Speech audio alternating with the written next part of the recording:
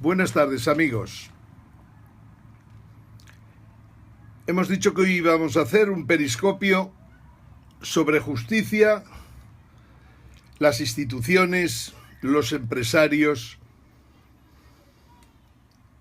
Como estamos en Madrid, podemos hablar del ayuntamiento y de la comunidad. Podemos hablar de lo que representa Cifuentes, de lo que representa Manuela Carmena. Podemos hablar de por qué no hay que aislarse cuando tocamos temas en España.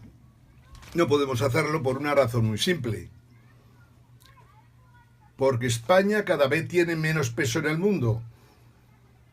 Y por lo tanto, tenemos que recuperarlo. Vamos a ver si consigo hacer hoy una sesión divertida. Competiciones, a ver si me acuerdo también de haceros a los oyentes normales para que divulguéis todo lo que decimos. No cobramos absolutamente nada, por descontado.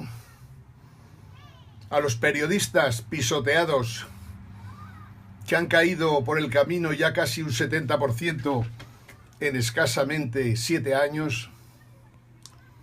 Y vamos a hablar de golfos como un comisario de Economía que plantó o que propuso el PSOE para Europa. Hablo de Almunia. Una Almunia que lo conocí desde joven y que hoy me ha defraudado como la mayoría de las personas que hemos tratado a lo largo de estos últimos 20 años. Bien, de vez en cuando lo que haré será enseñaros algunas cosas. Más que nada para comentar de paso lo que me interesa deciros. Por ejemplo, aquí tenemos la réplica a Stiglitz de Joaquín Almunia. El euro no es un error. Almunia sabe que es falso, pero Almunia también sabe que no le ha ido mal la vida jugando a pro-europeo. Pero no estamos dispuestos a asumir que una persona que en el pasado nos provocaba cierto respeto se convierta en un lameculos que hable de una Europa que está en descomposición y en la que el euro es uno de sus factores más graves y causa del desastre que se nos avecina. Aquí tenéis en ese periódico nuevo que ha salido, que escriben cada semana, ahora, aquí tenéis la teoría de la bicicleta. En realidad está hablando de Europa. Está hablando de la Europa que buscaba en Bratislava algo y que no encontró nada. Está hablando del TTIP, un tratado en punto muerto. ¿Os acordáis? Yes, we can stop TTIP, Greenpeace. Yo soy de Greenpeace también. Estudiamos economía, estudiamos ingeniería industrial, estudiamos matemáticas, hemos sido profesor de economía algunas temporadas. Y en estos momentos pues estamos haciendo cosas como son ayudar a este país a salir adelante. Aquí tenéis un libro que acabo de terminar, que se titula Jaque a la monarquía y al estado de partidos corruptos. Y lo llamo El infierno de Ángel Gimeno. Este libro estoy intentando que me lo publique una editorial francesa porque está resultando difícil publicarlo en España. La primera parte del libro empieza, por decirlo de alguna manera, cuando yo estudiaba en Barcelona ingeniería industrial y economía, y tuve unos cuantos buenos profesores. Bien, el libro primero habla de los fallos de la transición. Dictadura corrupta de partidos, cleptocracia, o sea, una democracia completamente ladrona, corrupta, entrada errónea en el euro, para contestar al amigo Almunia, insolvencia de España, cesión de soberanía política y económica hasta convertirnos en una especie de protectorado alemán fundamentalmente, administración de injusticia y la sanidad de la joya de la corona en peligro. El primer capítulo lo titulaba El muro de las lamentaciones, porque aquí es cuando, en un viaje a Israel, decido escribir este libro, a la vez que presentaba un manifiesto contra José Luis Rodríguez Zapatero por los daños que causó a este país en 6 años fundamentalmente. Un desastre. El libro sigue hablando del pufo de la transición, la cleptocracia española, el euro, un capricho de Aznar, el euro nacido para morir, y ya para que me sigáis viendo, la injusticia de la justicia española, la joya de la corona de la sanidad, un capítulo curioso, pero que no pude por menos describirlo. ¿Es posible la séptima guerra civil en España? En realidad estoy considerando las guerras carlistas fundamentalmente como parte de las guerras civiles que ha habido en España. La última guerra civil de verdad, la gran guerra civil del 36-39. Y el capítulo siguiente dice, ¿morirá la monarquía con Felipe VI? Estamos hablando de que hoy el tema era para hablar de justicia. Pero fijaros un tema interesante. El libro segundo dice la tragedia del talgo de Santiago de Angrois. Decirle a los gallegos que lean esto, que oigan esto, que vean los periscopios en los que hablo de Angrois, que vean en Facebook y en Twitter, buscando simplemente Ángel Jimeno Marín, la tragedia del talgo, que la relaciono con la crisis del régimen. El subtítulo del capítulo 11, que es el libro segundo, es un régimen no democrático en descomposición provoca tragedias como las del talgo de Santiago de Compostela. Esto lo escribía en Berlín el 24 de julio de 2014, que casualmente estaba por allí un día antes o prácticamente el mismo día en que ocurrió la tragedia. Y no pude por menos que escribirlo. Fui a visitar a todas las empresas de ferrocarriles que conozco, hablé con algunos señores de Bombardier, hablé con la gente de Alstom, hablé con Siemens y pedí que me echaran una mano para saber qué pasó exactamente con el talgo de Angrois, por qué descarriló, qué culpables consideran que hubo, en qué medida el maquinista fue en el fondo el menos culpable de todos, porque en el fondo yo lo que trataba y asocio en este libro es, en este capítulo, un gran capítulo, asocio que hubo motivaciones políticas para que este tren se pusiera en marcha cuanto antes y fuera inaugurado. No era exactamente un tren de alta velocidad, pero se disfrazó como si lo fuera. Un secretario de organización del PSOE llamado Pepiño Blanco debió ser echado de la política para siempre por sus actuaciones de todo tipo y variedad, también en el partido, pero sobre todo cuando ejerciendo de ministro de Fomento, no teniendo la menor preparación para serlo, simplemente por intereses egoístas particulares de poder ir a las elecciones como candidato del PSOE a la Xunta de Galicia, se puso en marcha un tren que no reunía condiciones para hacerlo. ¿No es esto lo peor? Es que ese tren todavía está funcionando. Murieron 80 personas, como sabéis, y hubo 100 y pico heridos. Esto es un caso para que la justicia intervenga. Esto es un caso para que la justicia no nos haga lo mismo de siempre, que haya que terminar en Europa para que Europa nos diga que hubo muchos responsables en el accidente de Angrois en Santiago de Compostela. He recogido la opinión de los expertos y he sacado conclusiones muy importantes.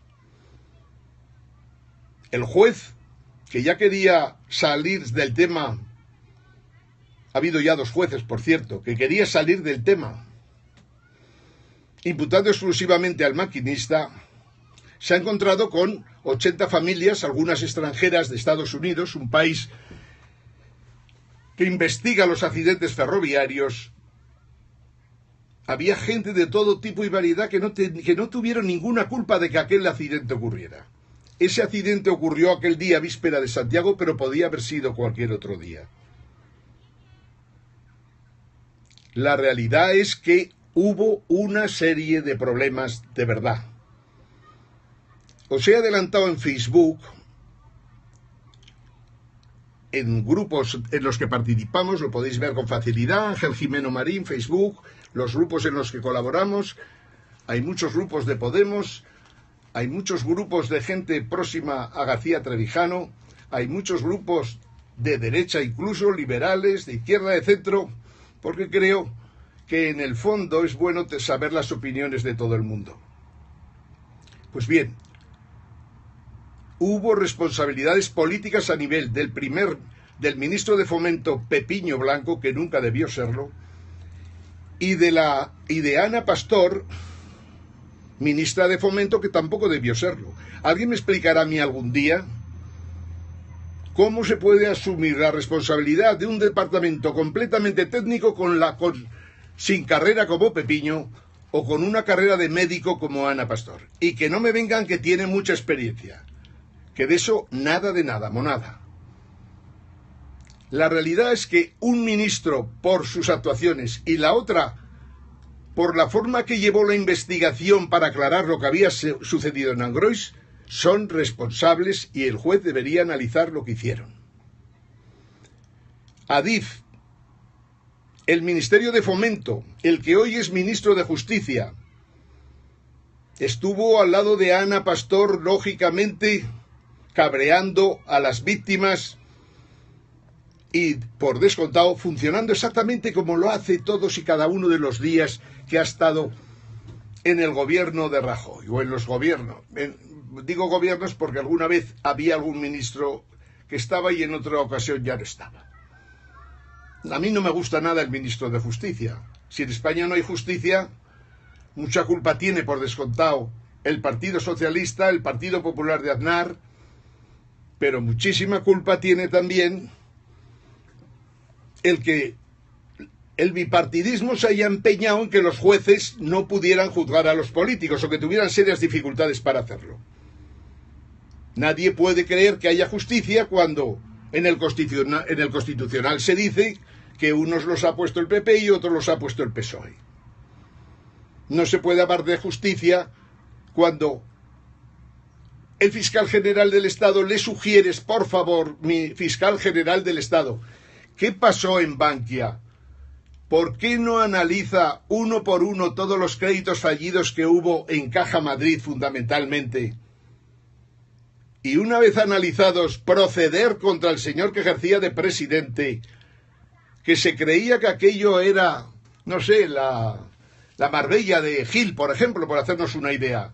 Jamás en la historia de la banca española ha habido nada ni parecido, porque es mucho más pequeño lo que ocurrió en Toledo, en la Caja de Toledo, responsabilidad del PSOE y con el marido de la secretaria general del PP, de consejera, decía que es imposible de entender que el fiscal general del Estado al que en una televisión, 13TV, solicité con claridad que era obligación suya analizar uno por uno todos los fallidos que hubo en Caja Madrid. Más que los fallidos, ¿a quién se habían dado esos préstamos? ¿Por qué se habían financiado fichajes de jugadores de fútbol? ¿Por qué unos amigos tenían derecho a préstamos y otras gentes no? En fin, Blesa está ahí, amigo de Aznar. Aznar nunca debió poner a Blesa en esa caja porque fue un desastre absoluto. Otros amigos de Aznar han estado mal, pero lo de Blesa fue de juzgado de guardia y podía haber implicado a cualquiera. Esta es la realidad.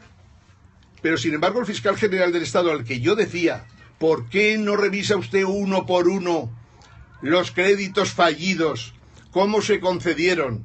¿Desde cuándo se sabía que la Caja de Madrid estaba quebrada? ¿Por qué el Banco de España no actuó como se debe actuar?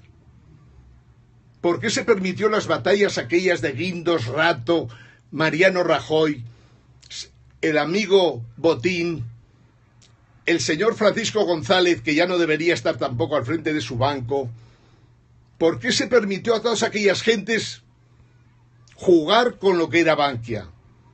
Tuvo que llegar el Fondo Monetario Internacional y el Banco Central Europeo y ordenarnos clarísimamente que había que intervenir. Bankia, Caja Madrid, antes, que había que intervenirla porque podía provocar un cataclismo en Europa. La verdad que en Europa, como hemos dicho tanto, hay muchos cataclismos financieros en potencia y los vamos a ver en los próximos tiempos. Especialmente, os lo he dicho muchas veces, el Deutsche Bank, completamente quebrado.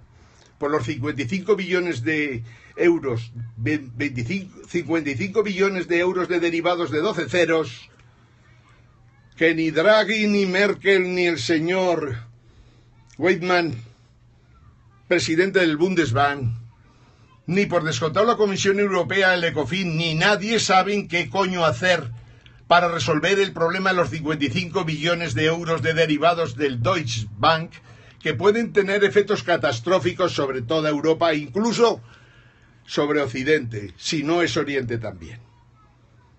En la medida que nuestras economías americana, japonesa, europea están tan interconectadas, igual que cuando Lehman cayó, provocó un temblor de tierra impresionante, cuando el Deutsche Bank falle antes o después, que tendrá que ocurrir, es imposible que no tenga fallos antes o después, correremos serios peligros todos los demás. Y es porque estamos acostumbrados a que el comportamiento de los financieros, el comportamiento de los bancos, sea el comportamiento de verdaderos chulos con pinta de gángsters, como decía el presidente Roosevelt, que van pisando a la gente cuando son unos verdaderos zopencos en su mayoría. El otro día sancionaron a el Deutsche Bank precisamente por operaciones inmobiliarias en Estados Unidos con una multa del carajo, 13.000, 14.000 millones de euros. Pues bien, eso no es nada al lado del agujero que tiene potencialmente el Deutsche Bank. Digo que los banqueros se pasaron de madre, todos. O los especuladores como Buffett, que ahora también tiene un problema serio en Estados Unidos por culpa de hacer lo que no se debe. Y es que cuando uno tiene mucho dinero, mucho, no sé por qué quiere tener muchísimo más. Es demencial. Pero Buffett, un tío tan listo, de la noche a la mañana compra unos activos que resulta que eran derivados de estos que hablo yo, tóxicos, derivados nucleares, y luego se los trató de colocar a terceros. Pues bien, la operación que ha hecho, una especie de estafa Ponzi a la inversa, es demencial y sería motivo de procesamiento. Como Buffett, todo el mundo, no se salva nadie. Aquí podéis mirar la presidenta del Santander, podéis mirar el presidente del Banco Bilbao Vizcaya, podéis pensar en el del Sabadell, en el Popular. Todos han traspasado la raya, todos han pasado la raya roja y todos podrían ser procesados. Bien, en aquella televisión yo dije que el fiscal general debía actuar. Bien, el fiscal general depende del ministro de Justicia y el ministro de Justicia forma parte del gobierno. Ya se sabe que en España solo hay un poder, uno único, en este caso del presidente del gobierno, y tres funciones: legislativa, ejecutiva y judicial, que van trampeando y funcionando como pueden. En España no es Estado de Derecho, volvemos a hablar un poco de la justicia. Y como no es Estado de Derecho, nos lo recuerdan de vez en cuando en Europa. Por ejemplo, el Consejo Europeo no hace mucho. ¿La justicia no es independiente? Pues hombre, pues si no es independiente, en España no hay Estado de Derecho. Tan simple como eso. ¿No reunimos las condiciones de los tratados por no ser un Estado de Derecho? Pues España debería salir de Europa, de la Unión Europea. Entre otras cosas porque hasta, como veremos estos días cuando sigamos hablando, veremos que estar en Europa en estos momentos, especialmente en la Unión Monetaria, con el cáncer galopante que tiene el Deutsche Bank, es peligrosísimo para nuestra supervivencia económica y financiera. Y no estoy hablando en broma. He dicho esta mañana que en España los economistas solo dicen mentiras. Y lo denuncio aquí. Lo denuncio porque sencillamente lo que ocurre es que o porque están pagados, o porque tienen un trabajo en la universidad o donde sea, o trabajan para la banca, pues lógicamente tienen que callarse y no decir lo que está pasando. Pero sin embargo, en España tenemos unos problemas muy serios que solo se pueden resolver precisamente diciendo lo que pasa con exactitud en estos momentos. Y España, la realidad es que podría salir adelante, pero para eso hace falta tener políticos que como mínimo sepan algo de economía. No como el caso del señor Mariano Rajoy, un analfabeto total en temas económicos, la vicepresidenta Soraya, que dice Pedro J. Ramírez, analfabeta total en temas económico-financieros, pero sin embargo con una habilidad especial que le ha concedido Dios para manipular en el mundo de la prensa y la información y conseguir que la televisión española sea el mayor bodrio de todo Occidente. Es como lo del Deutsche Bank en bancos, pero en medios, digamos, de comunicación, televisiones, radios, prensa escrita, etcétera. Ha hecho lo que le ha dado la gana, arbitrariamente, igual que Draghi con el Banco Central Europeo. Arbitrario es dar a unos algo y no dárselo a sus competidores. Arbitrario es financiar a dos empresas europeas, el amigo Draghi, y además conseguir que la deuda que emiten cobre encima que te prestan dinero, te pagan por vender esa deuda. Demencial. Esto pasa en Europa y todo eso pertenece al ámbito de la justicia. Y la justicia en algún momento tendrá que responder, como es natural. Sigamos hablando. En su día hubo unas elecciones autonómicas y municipales en Madrid. Yo me presenté y me engañaron como parece mentira que a estas alturas de la vida un grupo de chavales se les ocurriera preparar una cosa que se llama plataforma Agora Voting, en la que los votos sumaban y restaban, pero como si fuera una maquinica de estas de jugar a los bolos. La realidad es que fue una decepción y es difícil de perdonar, pero la realidad es que las votaciones fueron completamente manipuladas y la plataforma Agora Voting debería ser, por parte de los chicos de Podemos, cogida y quemada, mejor dicho, cogida toda esa estructura de software y mandada a tomar por el culo, porque es inconcebible que pudiera ser una plataforma para hacer elecciones internas de Podemos cuando tiene una capacidad espectacular para cometer delitos. Es una plataforma ilegal y por lo tanto fuera. Bien, cuando pretendíamos ser presidente de la Comunidad de Madrid y enfrentarnos a gente también de la talla de Cristina Cifuentes, otro personaje extraño de estos que se mueven en España, que entran en la política a los 20 y tantos años, pasan por la universidad de secretaria o de administrativa y a los 4 días está en el partido progresando y promocionándose, hasta que por esas cosas raras de la vida llega a presidenta. Bien, esta señora, y la menciono por lo que voy a decir a continuación, no tiene ni pajoletera idea de lo que es la gestión de una comunidad autónoma de una ciudad tan importante como la de Madrid. No tiene preparación suficiente y, como sabéis, le preparan los escritos, se los lee, pero en la vida no basta con leer, sobre todo cuando estamos viviendo una crisis tan impresionante como la que vivimos ahora, cuando la Comunidad de Madrid funciona mal, pésimamente mal, está todavía soportando lo que fue la época de Gallardón y de Esperanza Aguirre, e incluso me atrevería a decir de Leguina inclusive.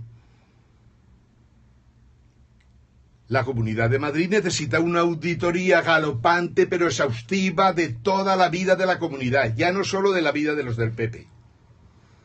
Como es natural, el único trabajo que puede hacer Cristina Cifuentes en estos momentos, con la ayuda de esos majaderos que en el fondo no son todos los de Ciudadanos, pero sí algunos de los que están en política, de esos que les gusta ir a los partidos de fútbol y si es posible en el palco del Real Madrid, el candidato a la comunidad y el candidato al ayuntamiento ayudan a Cifuentes a que esa auditoría que hay que hacer de la vida económica de la comunidad, de las corruptelas de la comunidad, porque si se ha robado en algún sitio en España es difícil superar lo que ocurrió en la Comunidad de Madrid. Y ya no digamos el ayuntamiento. El ayuntamiento, más de lo mismo, pero está en manos de Manuela Carmena. Desde aquí, como experto, como economista, como ingeniero industrial, como máster en Economía y Alta Dirección, como exconsejero de Economía y Hacienda, como presidente de un montón de empresas que hemos desarrollado a lo largo de los años, le ofrezco gratuitamente el realizar una auditoría en el ayuntamiento, pero de forma rápida, que en 6 meses tenga perfectamente catalogados los periodos de los últimos responsables del Ayuntamiento de Madrid. Y en un periodo de 1 año podemos analizar completamente todos los planes extraordinarios de todo tipo y variedad, todas las contrataciones de todo tipo y variedad, porque entre otras cosas, los que estamos en el mundo de los bienes de equipo y que hemos trabajado también en la obra pública, conocemos todo lo que se ha hecho, cómo se ha hecho, y solo necesitamos ir a unos registros determinados para encontrar la corrupción a expuertas. Desde aquí le ofrezco a Manuela Carmena gratuitamente, ya es hora de que tenga en el ayuntamiento a alguien espabilado, para poder analizar lo que pasó a lo largo de estos últimos 20 y tantos años. Y eso no es política bolivariana ni de nada, diga lo que diga Esperanza Aguirre. Eso es simplemente claridad. Ya es hora de que Esperanza Aguirre se marche de la política. Entre otras cosas, porque jamás ha habido un político en Europa y en España, por descontado, con tanto corrupto a su alrededor a lo largo de los últimos 16 años. Si se hace esa auditoría, y si se hace la auditoría en la comunidad, consiguiendo que los señores de Ciudadanos de una maldita vez se lo tomen en serio esto de la política, se unen a los demás partidos y se hace una auditoría total de la época de Gallardón y de la época de Esperanza Aguirre, que ya es hora. Sacaremos de todo, monstruos, machos cabríos, de todo, no os lo podéis ni imaginar. Además sabemos tantas y tantas anécdotas. ¿A cuántos presidentes, algunos responsables de comunidad y ayuntamiento han amenazado que como se les ocurriera denunciar una adjudicación rara, se les acababan las obras para siempre? Hoy día, gracias a Dios, la justicia está cambiando y la justicia ya no tiene miedo a políticos corruptos.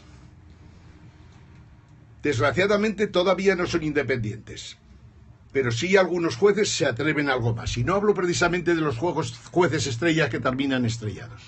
Estoy hablando de jueces serios como los hay en la Audiencia Nacional y como los hay también en los juzgados de instrucción y en el último pueblo de España, por descontado.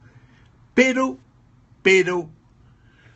cuando el juez no puede ser independiente porque le pueden atacar por arriba, por los lados o por abajo, por mucho que hablemos de la independencia judicial, muy crudo y jodido lo tienen. El Consejo General del Poder Judicial, entre otras de las misiones que le asigna la Constitución, tiene la de defender la independencia judicial de los jueces.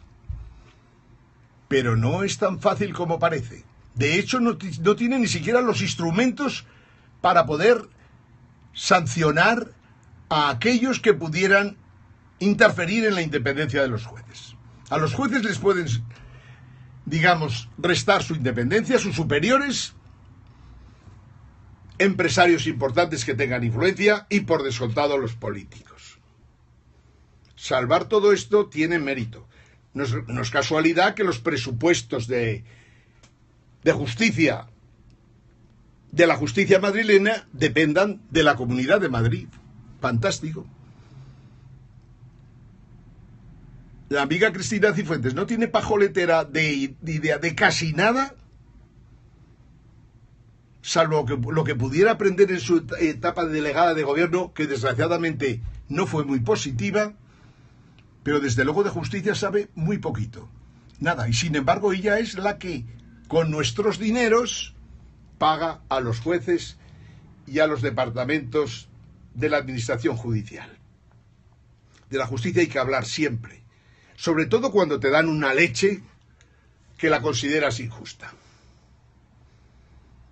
El Consejo General del Poder Judicial está también, aparte de proteger la independencia de los jueces, está también para investigar lo que hacen y utilizar la disciplina para sancionarlos de alguna manera. Complicado, pero indudablemente existe. Yo en estos momentos estoy preparando un escrito y he pedido ayuda a los partidos políticos para conseguir que el Consejo General del Poder Judicial proceda a hacer un análisis de aquellos ciudadanos, personas físicas o jurídicas, que por decirlo de alguna manera usan y abusan de los tribunales para resolver sus problemas.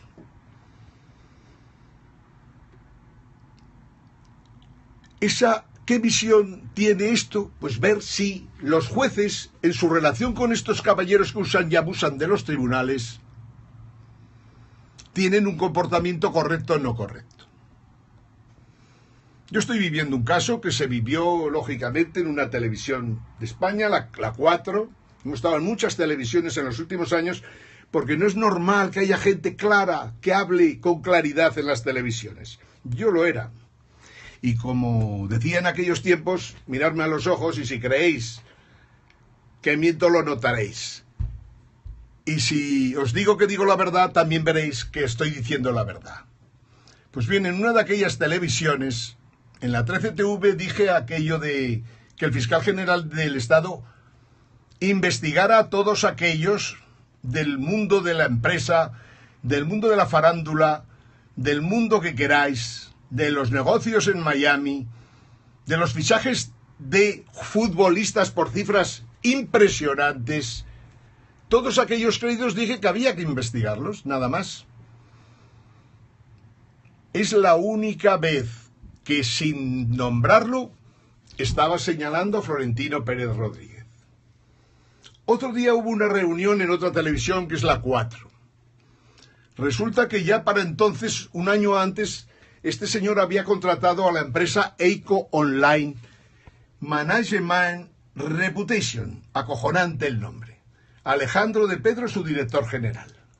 Eico Online Management Reputation se dedicaba a analizar todos los programas de televisión que se realizaban en España, especialmente los de tertulias, y todo lo que fuera interesante o curioso.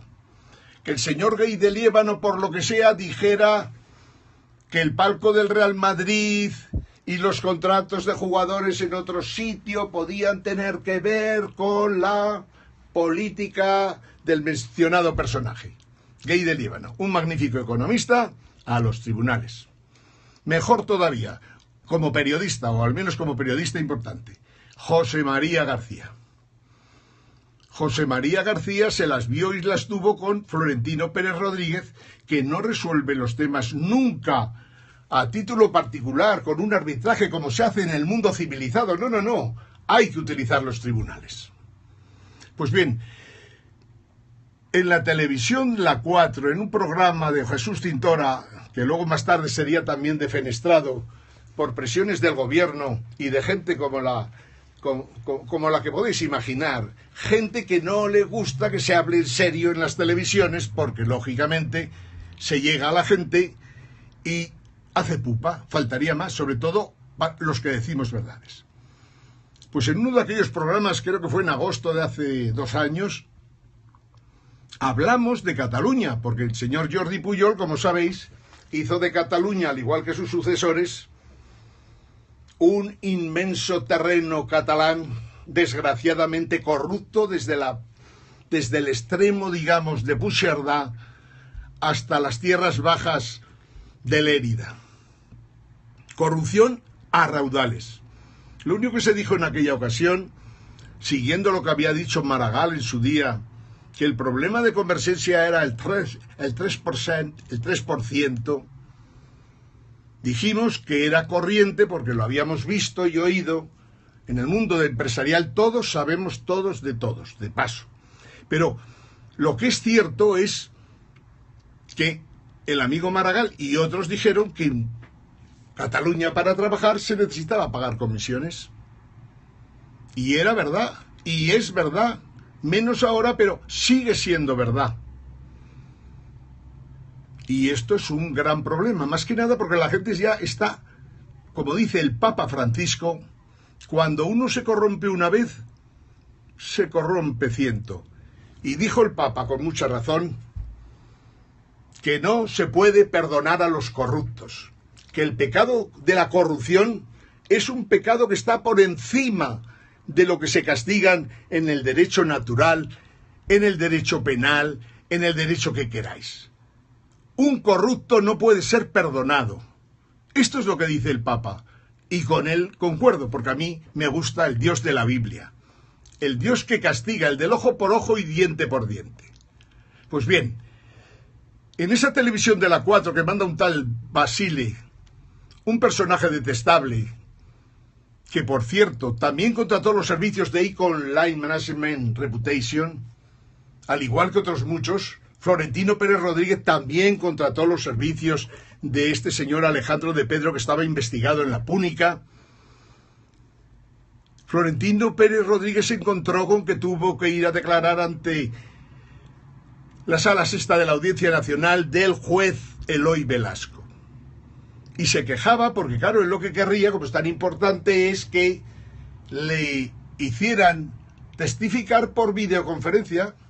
O sea, como todos los españoles del mundo. Todos los españoles, cuando nos llaman de un juzgado, decimos, oiga, por favor, lo vamos a hacer por videoconferencia. Claro, si se le ocurre, por decirlo de alguna manera, al señor que trabaja en Fomento, que vive a mi lado, si se le ocurre decir al juez Eloy Velasco que quiere que le testificar por videoconferencia, lo mandan a tomar por saco, y con toda la razón del mundo, como tenían que haber hecho en los casos en que se ha permitido a este personaje y a otros testificar por videoconferencia, salvo que hubiera causas de fuerza mayor. Pero no hay ninguna causa de fuerza mayor, porque lo que es importante para 46 millones de españoles lo es para todos. Pues bien, en aquella ocasión hablamos de Jordi Pujol, por descontado, y hablamos de que una persona de varias, de un grupo del INI, que habían formalizado papelitos por descontado para conseguir contratos que no consiguieron prácticamente nunca, en los que se ofrecía que si se consigan los contratos se pagarían las comisiones que exigían por allá. Había intermediarios de todo tipo y variedad, algunos familiares de la propia familia Pujol. Aparte de los 5 clásicos y el padre y la madre, había también primos, sobrinos y todo lo que os podáis imaginar. Era una vergüenza, como es una vergüenza lo que ha pasado a lo largo de estos 30 años en España. Se ha pagado comisiones en 1001 proyectos. Se pagó en la Expo, por descontado, se pagó en Andalucía. ¿Os recordáis también la época aquella maravillosa de Andalucía, que tuvieron al frente de las obras públicas a un director que casualmente era de una empresa pública importante que había pertenecido al Banco Español de Crédito y que fue luego vendida, y que este señor pues llevó las obras de la Expo de Andalucía? Y luego tuvimos las Olimpiadas en Barcelona, aunque ya podéis imaginar, ahí es donde España empieza a hacer verdaderas barbaridades, que conocemos con detalle. O sea, conocemos montones de operaciones que han pasado, que muchas ya por descontado están prescritas, pero conocemos lo que se ha hecho. Cuando se convierte en normal el que un ministro de Economía diga que en España es el país más fácil para hacerse rico, claro, se corren serios peligros. Y por tanto, allá donde hay una obra pública, pues hay un problema en potencia. Como digo, conocemos casi todo lo que ha pasado. Hemos colaborado con muchísimos empresarios del mundo de la construcción y de los bienes de equipo, en los puertos, en las carreteras, en los aeropuertos, en fábricas de química, en fábricas que tenían que ver con producción de gas. Hemos estado con muchísima gente, prácticamente, como diría aquel, con la mayoría de las empresas del IBEX que tienen que ver con el mundo de la industria, o de los servicios, o de las finanzas. Con los 35 prácticamente de las empresas del IBEX hemos trabajado o tenido relaciones. Cuando no era allí, era en el Instituto de Estudios Superiores de la Empresa, en el IES, en las asambleas que se celebraban, en cuando había algún tema para debatir, por ejemplo, los problemas o el estudio del sector del petróleo, del sector automóvil, de cualquier sector que os podáis imaginar. Siempre estábamos con todos los que hay y con muchos de Francia, de Alemania, de Estados Unidos y de muchos otros sitios. Por lo tanto, sabemos las cosas que pasaron. Y cuando hablamos con propiedad. Pues bien, en aquella ocasión, resulta que en la 4 no te dejan hablar de Florentino Pérez Rodríguez. Cintora tenía una relación estrecha con él y me decía, no, es mejor que no toquemos estos temas porque solo crean problemas. Por lo tanto, nos hablaba Florentino Pérez Rodríguez. Pero sí que Florentino Pérez Rodríguez había visto que en la televisión 13TV y en otras, poco a poco íbamos hurgando en lo que iba pasando, sobre todo porque estábamos hasta las pelotas de que una crisis como Bankia, una quiebra total que se llevaba por delante el sector financiero español, el señor Mariano Rajoy encima lo considerara como un préstamo. La madre que lo parió, un préstamo. Fue una intervención en toda regla, un memorándum of understanding, con unas exigencias, sobre todo en 30 y tantos puntos, que tenían a España completamente cogida del cuello. Una intervención en toda regla, que sumada a los procedimientos de déficit excesivo hacían que España estuviera completamente controlada por Europa. Y que la señorita Soraya Sáenz de Santamaría lo único que podía jugar es, lógicamente, a los CNIs, a los servicios de seguridad, al chiquito aquel que liaba a todo el mundo y que se hacía selfies, como recordáis. Desgraciadamente, en este país, nos limitábamos a obedecer lo que nos decían en Bruselas y en Alemania. Y para eso estaba la señorita Soraya Sáenz de Santamaría, para recibir instrucciones y para plantear reformas que luego la división avanzada y formada por los abogados del Estado de su promoción elaboraban. No permitían tocar una coma en el Parlamento, o sea, en el Congreso de los Diputados, que prácticamente no servía para nada. No teníamos, somos una democracia teóricamente parlamentaria, una monarquía parlamentaria, pero el monarca pinta poco y el Parlamento menos cuando el partido en cuestión tenía una mayoría absoluta. En resumidas cuentas, hemos estado viviendo de la farsa, especialmente desde la noche aquella terrible en que al señor Zapatero le llamaron Obama, le llamó el presidente chino, le llamó el entonces gobernador del Banco Central Europeo, Trichet, le llamó todos los políticos que había en esos momentos. En aquella noche le dijeron, Zapatero, España se hunde, España se nos carga todo el sistema financiero español y el nuestro, con que a partir de mañana medidas radicales. Y Zapatero, que era un hombre con una gran personalidad, de la noche a la mañana, ¡zax!, dejó de ser socialista y se convirtió en neoliberal. Este verano hemos hablado mucho de neoliberalismo, mucho, más de la cuenta, porque no merecen la pena. Lo que sí que está claro es que hemos comentado cosas, por ejemplo, que para salvar la globalización, si consideramos que debemos salvarla, nos tendremos que cargar el neoliberalismo, pero sin piedad de ninguna clase. O sea, como el coste de salvar la globalización, nos dice aquí, lo soporta la gente corriente del mundo desarrollado, pensionistas, trabajadores, pobres, clases medias bajas, clases medias medias, clases medias altas, como el Fondo Monetario Internacional, el Banco Mundial, la Organización Mundial del Comercio, trabajan para la élite global, pues estas lo tienen muy clarito. Lógicamente se aferran a sus posiciones de privilegio. Todo el mundo sabe que si queremos resolver el problema financiero que hay en estos momentos, provocaremos grandes desigualdades en el trato con unos y otros y provocaremos grandes transferencias de riqueza de unos bancos a otros, de particulares a particulares, de particulares a bancos, de particulares a gobiernos, de estados a estados. Se provocarán tales corrimientos de riqueza de unos sitios a otros que unos se quedarán más pobres que las ratas y otros serán más ricos que nunca. Y eso en un momento en que el mundo civilizado vive la peor crisis de los últimos, seguramente, 200 años, por mucha diferencia. Como os decía, salvar la globalización, o por lo menos parte de la globalización, requiere acabar con el neoliberalismo. El neoliberalismo, como hemos dicho también muchas veces, y vuelvo a decir que lo encontraréis en Facebook, en Twitter, Ángel Jimeno Marín, aquí pretendemos informar y formar en la medida que podemos.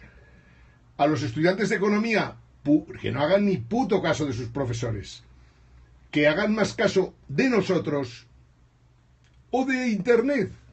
En cualquier sitio van a encontrar muchísima mejor información. En estos momentos que lo que se está jugando en el fondo es el sistema financiero europeo, os he recomendado libros, pero que muchos se pueden leer en el propio Internet.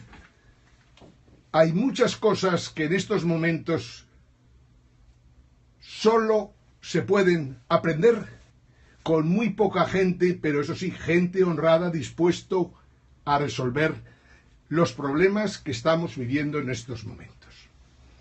No me quiero extender, solo que para acabar con el neoliberalismo en su día os puse por aquí que había que meter a los banqueros en el trullo y a algunos empresarios, a todos los que se hayan pasado en el tema de las corruptelas.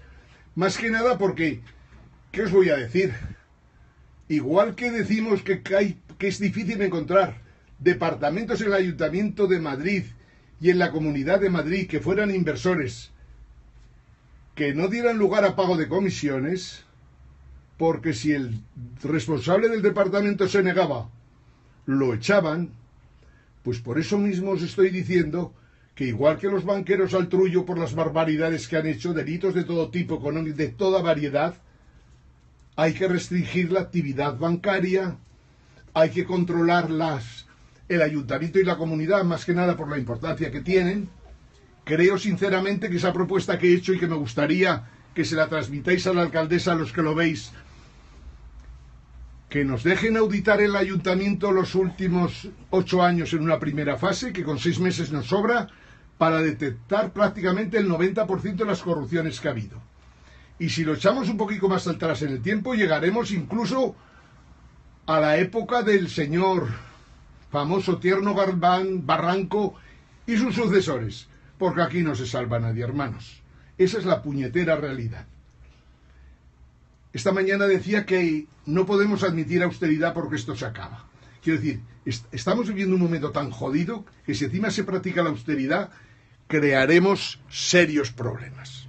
Por lo tanto, mis recomendaciones es ataquemos el tema de la corrupción, porque si no conseguimos resolverlo, España está muerto.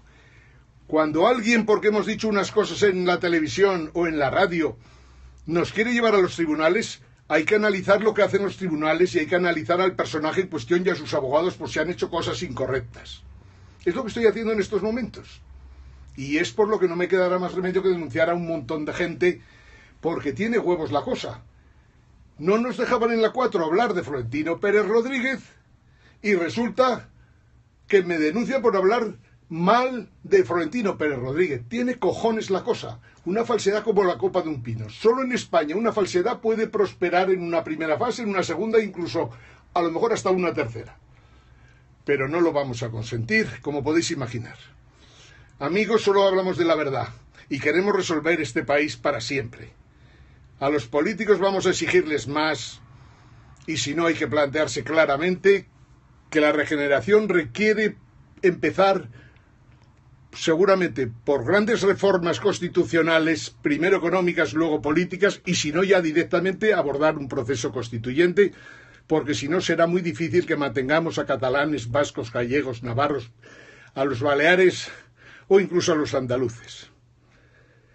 Desde Madrid, en mi cubículo, un cubículo en el que tengo prácticamente conocimiento y documentación de miles de cosas.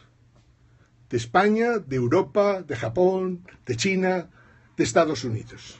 Siempre os he dicho que en estos instantes Estados Unidos tiene los cerebros que mejor conocen lo que está pasando en el mundo y que no han encontrado todavía solución, pero que hay que contar con ellos como los de la Citi y los chinos. Nosotros también desde aquí podemos aportar nuestro grano de arena, porque por experiencia no será. Hasta mañana, amigos. Estaremos con vosotros a las 12:30. Un nuevo periscopio al lado del Palacio de la Moncloa con gente que prepara todo esto y que es muy inteligente. Estoy convencido que las 6 personas que colaboran conmigo serían un gobierno ideal para este país. Pero vamos, con sustancia gris que multiplica por 3 toda la sustancia gris que pueda haber en el Palacio de la Moncloa, en el Ayuntamiento, en la comunidad, etcétera, etcétera. Saludos a todos, amigos. Desde Madrid, Ángel Jimeno.